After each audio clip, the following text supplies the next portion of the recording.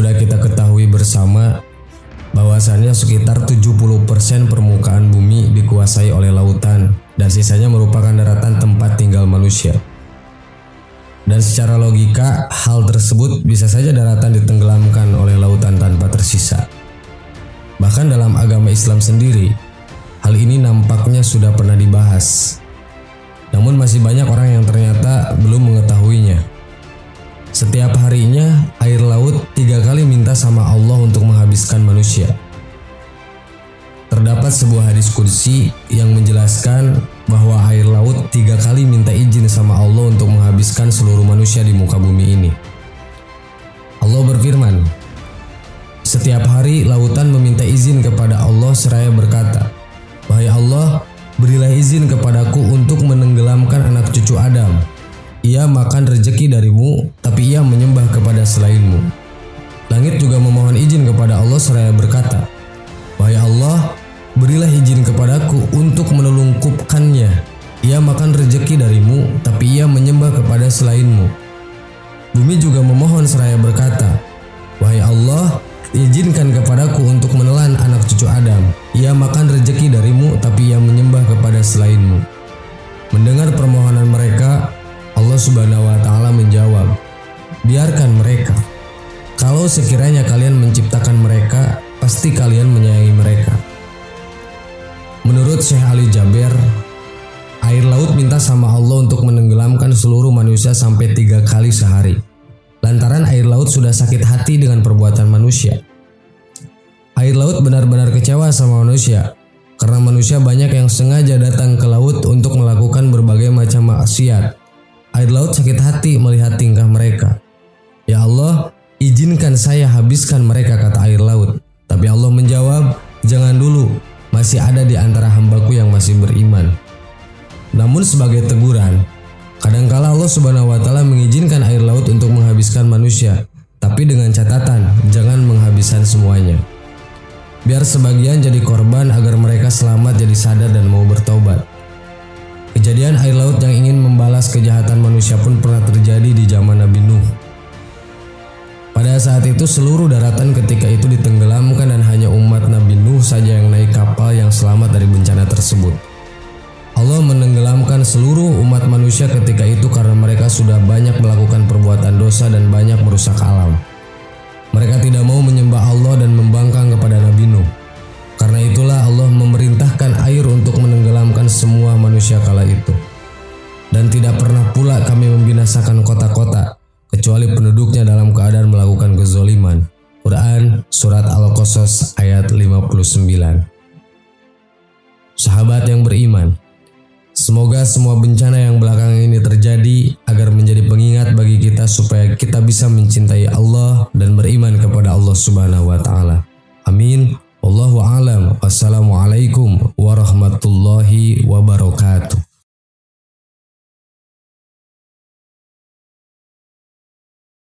Bismillahirrahmanirrahim. Assalamualaikum warahmatullahi wabarakatuh. Sahabat yang beriman, bencana gempa sering terjadi di Indonesia. Getaran gempa tidak hanya membuat kepanikan masyarakat tetapi juga memporak-porandakan rumah dan bangunan. Akan tetapi ada yang lebih mengerikan dari bencana gempa, yaitu kiamat. Dan bencana gempa merupakan salah satu dari tanda-tanda kecil kiamat. Seperti apa penjelasannya? Berikut ulasannya. Para ulama membagi tanda-tanda kiamat dibagi menjadi 2 bagian. Pertama, tanda-tanda kecil, yaitu perkara yang dapat memajukan datangnya kiamat. Tanda-tanda ini masih terjadi dan akan berlangsung jangka waktu panjang atau lama, serta umum terjadi di tengah kehidupan manusia saat ini. Seperti diangkatnya ilmu, yakni dengan meninggalnya para ulama, merebaknya kebodohan, bermegah-megah dalam bangunan. Sebagian tanda-tanda kecil datangnya kiamat itu dapat mengiringi atau menjadi penanda munculnya tanda-tanda yang besar. Kedua, tanda-tanda yang besar, yaitu peristiwa yang menunjukkan hari kiamat akan datang segera dengan cepatnya seketika itu juga.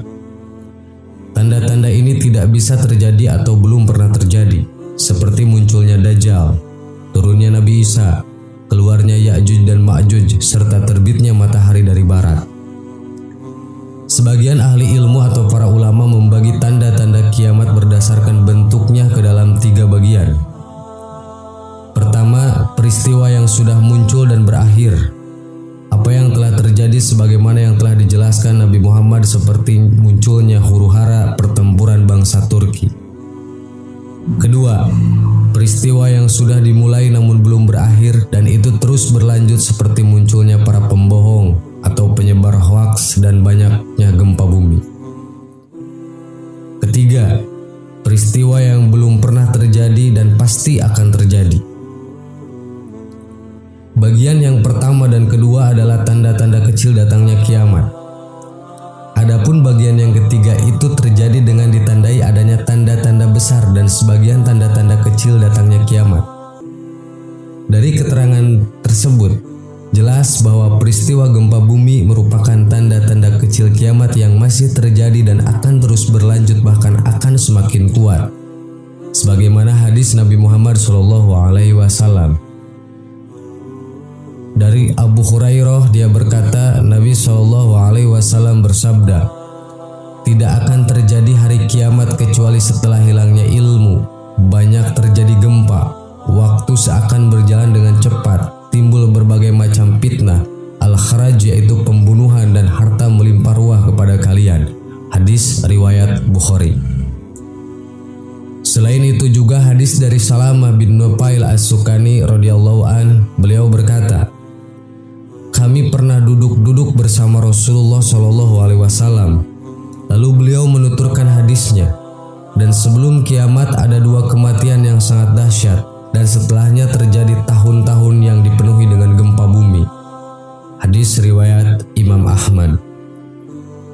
Dalam Fathul Al-Bari, Ibnu Hajar Al-Asqalani menjelaskan banyaknya gempa itu harus memenuhi 2 syarat, yaitu menyeluruh dan konsisten atau terus-menerus.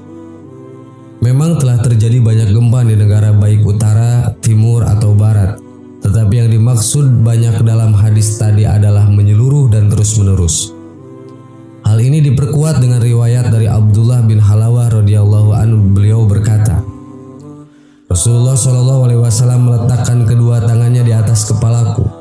Lalu beliau berkata, "Wahai Ibnu Hawalah, jika engkau melihat kekhilapan telah turun di atas bumi-bumi yang disucikan, maka telah dekatlah gempa, bencana dan masalah-masalah besar.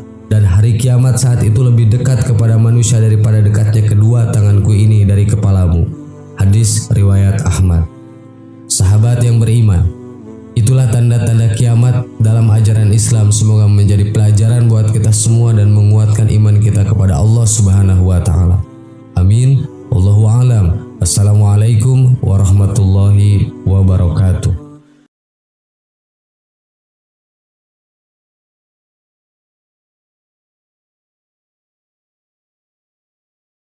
Subhanallah walhamdulillah wa la ilaha illallah wallahu akbar. Subhanallah